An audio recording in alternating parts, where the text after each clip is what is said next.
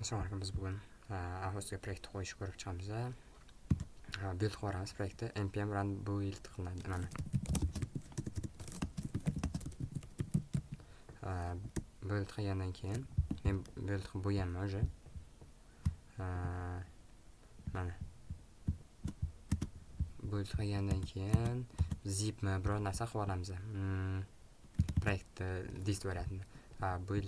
Build shu примерно 100 megabaytlik narsa bo'lsa, misol uchun 500-600 megabaytlik narsani gigabayt qilib beradi. Или 10 megabayt bo'ladi. Hozir ko'ramiz. Har xil bo'ladi hammasi. Bu 4 megabayt 82 megabitmi shunaqa bo'pti. 100% bilmayman bu 82sini. Endi buni zip qilamiz. Menga zip uncha yoqmaydi, shunga boshqacha zipdan deyman bo'lsa. Hozir poisk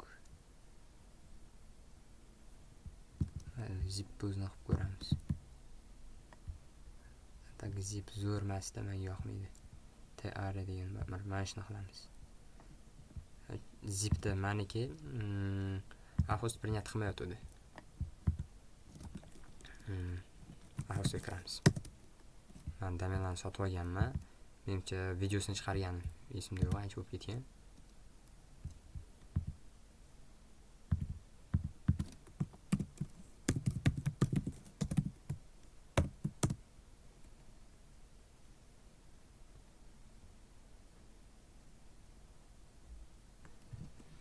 Bo'ldi. Shuga kiramiz. Hozircha ikkita domen bilan hostingim aktiv turibdi. O'zim ishlatgan bo'lishi kerak. VHDVC panel qilamiz. Keyin manager faylni qidiramiz. Pastga tushsa ham bor. Men bu yoqdan qidiraman. Manager file. Endi public html ga kiramiz. Buni o'chirib tashlaymiz. Men CRM qo'ydim. O'xshamadi.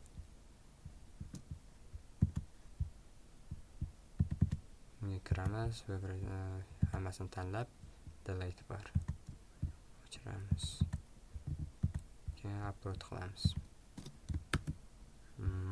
Hozirda mana shu. Shuni o'zini olib bu yerga tashlaymiz. Keyin Wi-Fi slabey bo'lsa ham host принят qilmaydi. Принят qilsa hisob berdim, принят qildi. Endi izlech qilamiz. Bu yerda bor, keyin chap knopkani bosib bu yerda bor. Izlech bo'ldi. Close.